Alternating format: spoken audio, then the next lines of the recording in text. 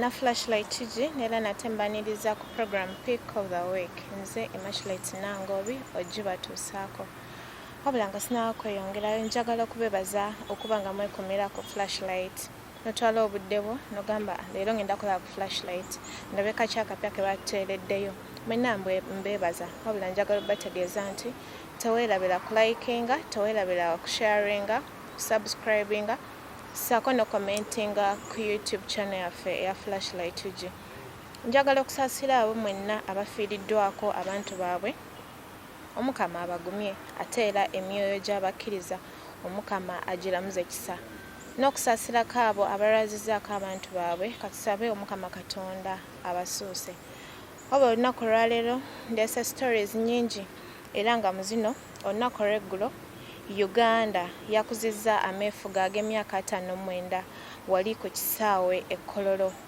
Bantu bangi bakisanyukidde kubanga munnange tekituukikako twava wala okulaba nga tufuna ameefuga.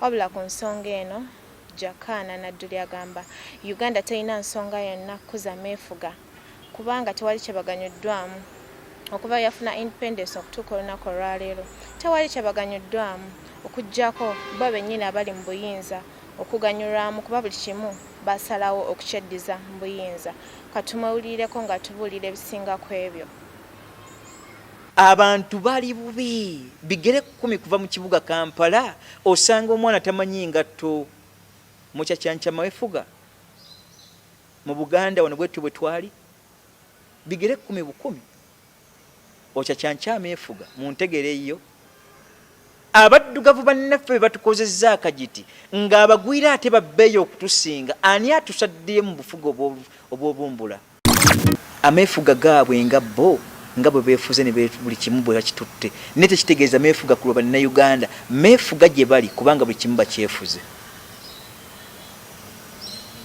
eggwanga liri mu biwoobi amaloboozi ago tebagawulira kale okusaba kwa nkugamba nti nannyini ggulu nannyini kitiibwa oye Katonda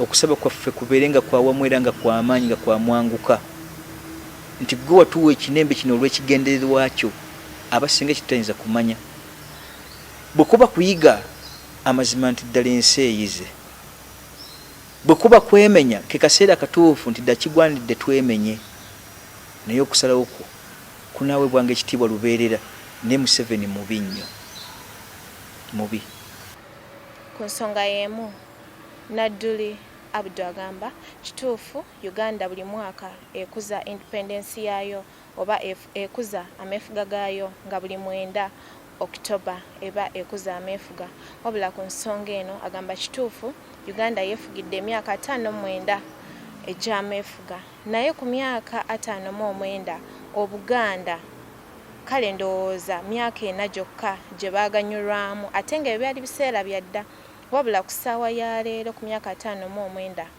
Uganda gyekuza Obuganda tebulina kye buganyuddwamu mpozi bo abali mu buyinza okuganyulwamu wabula ku nsonga y'emu omukulu ono katumwewulireko ng'atunnyonnyola obunnyamivu bwe eri ameefuga ga Buganda gamba mu bwetwaze bwaffe obw'emyaka 59 ojjako ena tukyali mu buwambi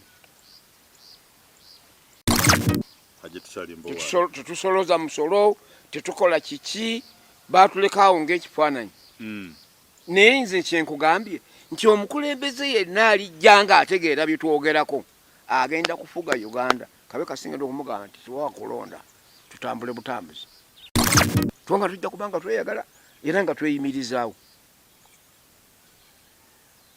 fitina eri mu central government yeri mukulemeza bakaka wa Buganda yabalemeza Buganda negiremaza obufuzi bw'amatwale twabukomya era kyekikulaga nti ani abadde akulembera Uganda ayibadde Buganda kyova olaba nti obukulembeze obufuzi bw'amatwale Buganda yalina kubusitopinga ntubuvuddemu ne tuloka tutandika feezi empya bw'oba weebuuza nti Buganda yeeruwa tunuulira endagaano y'olwenda we yayisa obuvunaanyizibwa bwayo bazirina nga nti kyenda kugambye temu bukyayi yeesasuze yako ebitaliwo nga naye bijja kutwaliramu n'abaana bo bazzukulu no nga bannayuganda tujaguza obudde bw'okuteekawo ki eggwanga eppya olwo bakubuuza nti uganda emaze ewangadde emyaka emeka nti 59 ng'ensi kubanga giri emirala gye twogeddeko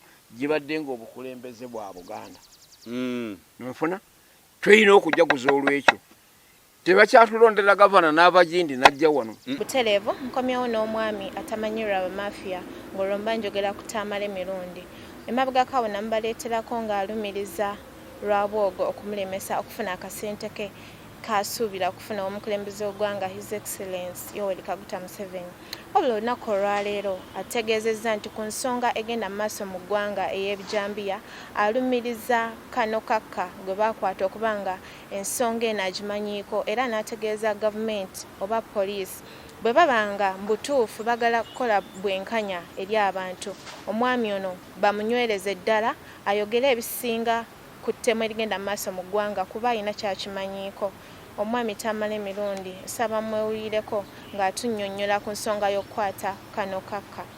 I always regulate the day I joined the NRM. I always regulate the day I joined the NRM, and at times I wake up and shed tears. Because no. What have I got there?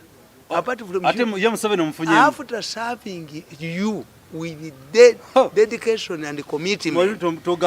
Opposition. When my mother was almost lynched by the mob of producing a kid who supports himself, how was I compensated? Mwenda enters with a fake tape. You got there. Me, to be an advisor in this, with 1 million. They thought that I was a simple man. New Vision. No, I cannot go to New Vision. I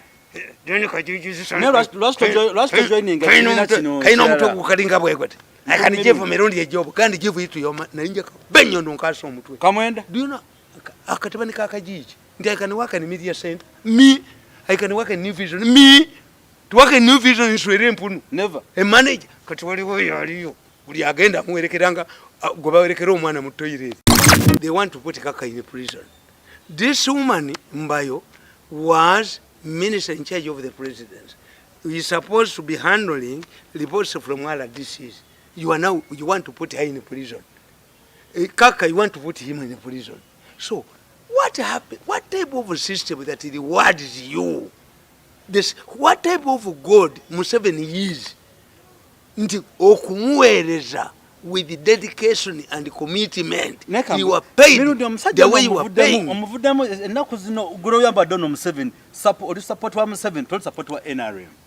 No, sina gundi. Sina commitment na NRM. Segirinya is only has fallen into trouble because of Kabampani. The real culprit is this young man. Alan, because, and I have now, when you read my book, I will tell you why Parliament has ganged up to stop, to ensure that these people are not, they use political. Why? One of the non-government organizations from Europe that were funding activities of the opposition was behind this and other matters. And many MPs access this money. And individuals. Lero kulibyoga munyuka kulibyoga akakasajja kabukedde kankuba nga kampita bujingu ne kakuba buli muntu yenna ne kamunoona ne ngende waffe nenkasabira kulubya kuluna yinza obutawona komera kati asula wa Balamu. Balamu is a key factor. When you read my book, I will tell you how Balamu has become a very key factor in Uganda. Is that they have a fattening period. When they are fattening you see newspapers talking about Kitata. They are now fattening you. You will see newspapers talking about Balamu. They are fattening Balamu. Because for them, they are intelligent. They don't appear on the crime scene. And they will never be arrested. When you see Mbayo, now Mbayo is a target. But Mbayo lost his son, the only kid she had. Do you think that in Mbayo, who is behind government polluters? What Mbayo has nothing. Mbayo, Kaka are in the same boat. They know when to throw you, to sacrifice you. They create a jirikiti and a daddy dog. Okuba ne badduka n'obusuma bwabwe nga bubawunya mu nyuma in the battle badduka nabwo obusuma. These people, they use you. The fattening period is very interesting. I compare the mafia's fattening period to a woman who is conceiving. A woman who is conceiving does not even detect that she is conceiving. She does not even remember those who die. The moment she conceives. Those who die during delivery. No, this is too much. A woman who is conceiving does not remember even her neighbor who died during delivery. But in that process, this is how. Emabega kawo omukulembeze w'eggwanga yayogerako eri eggwanga ng'akola State of the Nation address. Abantu bangi bali beesunze ebintu ebisinga okuggulibwawo wabula nga tekyasoboka. Kale nga kya mukisa mulungi amakanisa kuba y'ensonga esinga obukulu. Mukama Katonda tasobola kwerabirwa yalina okukulemberwa era ng'abantu abasinga bagamba yali nsobi ya mukulembeze w'eggwanga okuggalawo byonna kyokka n'amasinzizo n'agatwaliramu. Ku nsonga y'omukulembeze w'eggwanga obutaggulawo masomero, abantu bangi kyabakwasa ennaku kuba bali basuubira abaana baabwe okuddayo mu masomero. Wabula ku nsonga eno, Abdu Naduli yategeezezza nti Uganda esaanye okujja politics mu biseera by'abaana eby'omu maaso kubanga oba oliawo bo ye Uganda ey'enkya egenda okuddako oba bo be bagenda okubaddira mu bigere mu biseera ebijja mu maaso. Omukulu ono nsaba tumuwulireko ng'ayogera ebisinga ku ebyo. Okuta amakanisa nakisiimye kubanga Katonda tazibirwa kkubo. Era bannaddiini be baakaawa ndekera olabye nti oba ayagala oba tayagala mu maaso alina okujjululamu kubanga bw'abanga anyigiriza yamuwa bw'ogenda kuyimirira wootya. Olowooza tulina abakulembeze mu nsi yaffe Uganda abamanyi okusoma kyeki? Mwe bali naye ate singa si be balina obuyinza. Mwe bali naye nga si balina obuyinza. Kati abo balina obuyinza bamanyi education system kyeki? Bazannyira mu politics n'agoyo omugoyo ng'akugamba kino naye ng'ate ategeeza kiri. Inateeka lye baaleeta nga bagamba nti simanyi abaana bagenda someranga online. Jjukira nti waliyo abantu eyo mu kyalo abatalina smartphone. Waliwo ago tuyita amampaati agabuusa ejjuba. Ejjuba bweriba ku mutinga awo ligende waggulu. Ligenda okugenda okweyongerayo eri ng'embuyaga eriyo ebiwawaatiro byawo tebirisobola nga likka. Kaakati naffe nga n'amasannyalaze tonnabagabunya ggwanga. Kakati bw'ontunuulira abantu nga bwentunuulira spasipant y'abantu bali dispersed. Genda mu Karamoja, genda mu Acholi, genda Erango, genda abantu abo webati bali eyo Malungu. Eyo online agenda gisanga luddawo. Tewali. Awo akuŋŋaanye bukuŋŋaanya babateeko. Yono COVID ajja kugenda. Kasita bamuvumbulako eddagala olowooza olwaliro bakyabalanga okufa nga luli kubanga remedy twazifuna ti fumba bino fumba biri fumba bino ti ono sabu abamuvuunula erinnya nti ssenyiga omukambwe kyekyo ono lubyamira kubanga ne lubyamira akwata mawuggwe. Ekitongole ky'education kyekirina okuyimuka okusomesa ebintu ebyo generation ejja ejjeremu omwoyo ogwo naye banaagireeta nga nayo kiwagi bijja kuyitawo buyisi nga bisusunku. Waliwo ensonga ekutte akati wansi ne waggulu ey'omukulembeze w'eggwanga okuggyawo bail. Wabula ku nsonga eno omwana w'omulaalo oyo mba njogera Kaye Wisdom agamba omukulembeze w'eggwanga yandisoose n'alowooza ku ky'okuggyawo bail kubanga tayagala mulaba maaso awo nga naye kimutwaliddemu asooke alowooze nga tannakola kusalawo kusembayo kubanga kino kyakola kibi nnyo waliwo ensonga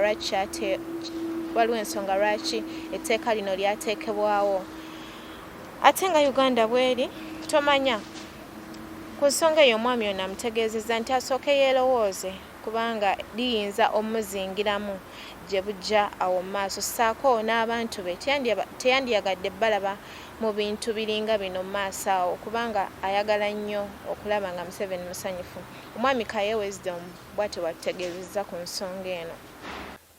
Bobi Wine n'amala ajja nga bano abasajja bajjawo court bail ogenda okulaba bakadde mu kkomera ate bagenda kukola ki kufiirayo why omanyi bano abantu history tebayiga bayiga mu butayiga naye omanyi nti bano abasajja kirabika Max bazibawanga buyi ndowooza ng'oli wano nga Bashir ali Sudan. They should think of tomorrow. Doctor ne bana abasajja tebalaba Bashir nti ali mu kaguli okumanya Bashir bamusibye wajja mu court abana akantu akamwetodde ka mitayi olabe Uganda nga bajjeho bail we bati government ya Uganda egenda kubekiridde ku ttaka don't option girwanyisa kulidde bana abasajja bajja kubutuula we bati bagambe kati kiche tusigazza wano nsekera President Museveni ku bantu ababbye mu government yo n'abakoze ebikoberero nga nawo wagira okujjaho bail. They should know. Simanyiwo President Museveni magezi. Do you know nti President Museveni ku myaka kati gyaliko yandibadde ateekawo procedures ne measures tisinga tuva mu buyinza bwe baagala otunyiga tuddukira wanga aleseewo amateeka agabafe balinga. Nange kamugambe President Museveni ekinjogeza bino ngeza kukulaba nga toyingira kukomera naye ndaba nga ayagala oddiyingira ng'oggyeko bino ebintu ati kyenkugamba. Emabega kawo twakyalirako mmeya w'e Makindye Alhaji Nganda Ali Mulyanyama ng'ono nno twagezaako okunyumya naye ku nsonga y'enkulaakulanya ekibuga Kampala wabula bwe twayogera bingi naye yatutegeeza n'atugamba eggwanga terikula lwa makolero agalimu wabula eggwanga likula olw'enguudo ezibeeramu mu kibuga. N'olwekyo n'asaba gavumenti nga ssente z'enzige bwe zaalabika ku mulundi guli awo nno n'ez'enguudo zisobole okulabikako omulundi guno. Njagala tumawulireko omwami ono ng'atunnyonnyola biki ebisobola okuzimba ekibuga Kampala. Sigamba nti wageto munnange naye muntu ategooza abantu babaddeyo bameka Mbabazi yajja namutrustinga tunyefunza najja omuntu gwe nali trustinze yebesije n'akola ki yatukolera n'atuuza struggle eno Bobi Wine wagisanze kakati bwe mbadde nzira nga tonnadda mu NUP waliriddawa nali mu DP nga ndina ku NEC era obukulembeze bwaffe mu DP buli lwembeera ndekawo omukululo nga tukulemberwa mao ffe twagula ekitebe kya DP ekimaze emyaka kati nze kwe kulaba nga nsigala nga nsaba Katonda okusigala ne ba board members bange mu NUP nga tukyalina endowooza y'okukyusa obulamu bw'abantu. Okay. Kyensinga okwenyumirizamu era kyenkusaba muto wange ahewa gezaako okyuse ku bulamu bw'abantu mu nsi. Balonda mukaawo mugombolola omuboofu omugagga omu n'adibaga yenna era abadde akomyewo ne mukwasa kaswanyi nadidde ennyondo n'engikubye ensiri. Ziba Bill Gates abo benneezira. Twayaga kulabirako ddala. Yazze agulubaguluba. Bannamakinde ne bagamba nedda ono omwana w'omugeta atulazeeko. Nga mukulu guva ku Ghetto the Gladiator. Ogwo gwegwo era naye ne bw'omubuuza ne bwe yali kunga mu interview yali ku telefone na mujja wamwe n'abagamba nti bamuganya okukola mu Kikampala nabanga togenda kunoonyeza banna Kampala kalulu ogenda kukola otera baga Mulyanyama gyali namboze emukono gyali Masaka mpuuga muwanga Kivumbye Butambala siri wala nnyo. Waliwo storage gisobola kuyisaako maaso ey'okukwata Case Sako n'eyisima ku nsonga ey'okutyoboola eddembe ly'obuntu nga bavuma Ossi Ssuuna oba Omulangira Ssuuna abasinga mumanyi nga muyimbi abasinga mumanyi nga songwriter yadde nga byonna abikola. Wabula ensonga eno ye Katolu Wama ategeezezza n'atugamba nti kale ekituufu tunyiiga abantu bakola ebikolobero era kye bakola si kituufu naye asabye Ssuuna okubanga mukkakkamu asobole okusonyiwa abantu baneeno basobole okuteebwa kubanga essaawa ya leero buli omu oba oli awo yeetaaga munne. kati mwewulirirako ng'atubuulira ebisinga ku ebyo. Ate nendaba ate nakyo kibi kubanga kati generation gye tulina yakwemulisa Volongoto. Generation ya volongoto yakwemulisa buli kantu kokola kateeke nga bwe tuludi wano tutuwadde twagala okwogera ku nsonga eno ya Ssuuna era tuli mu kamera. Abantu era tulina n'obuwandiike bajagamba nti yagamba bw'ati. Sunenga buli omu ayagala munne, buli omu ayagala munne. Nze bagenda ne baŋŋamba nze nduula nvuma abantu nkola ntya bakyogera nnyo katolo gwa nvuma nnyo naawe naye mumpeeyo moment ye nali nvudde mu bbanga ne mmanyiira omuntu Kizibu. yani musajja mukulu simala gamanyiira wabula kyessaagala ye public okujoga celebrity gumugwa muyita celebrity gwa wano tetulinawo celebrity tuli baavu nnyo sira bwe tubeera ba celebrity ebintu nga bingi nnyo wano Besigye byatuyambyeko ku gavumenti eno n'ebita nga bingi ne oyo ne bajja ne bavuma oyo kati bayinanga akantu nga bangamba Besigye totubuulira generation yemmwe bweneeba n'amalala ago bwe gati totubuulira this is an old person very intelligent is a doctor. Beebaza okuba nga mbadde balabi balungi aba Flashlight Kigi mbadde Immaculate Nangobi ku program Pick of the Week. Njagala okubajjukiza nti teweerabira ku likinga, ku subscribinga, ku sharinga, ssaako no commentinga kuba mmwe abatufuula kye tuli ate buli kyokola subscription gyokola like gyokola byonna birina kye bituzimbako oba birina kye bitongerako. Mubeere bulungi, mweraba.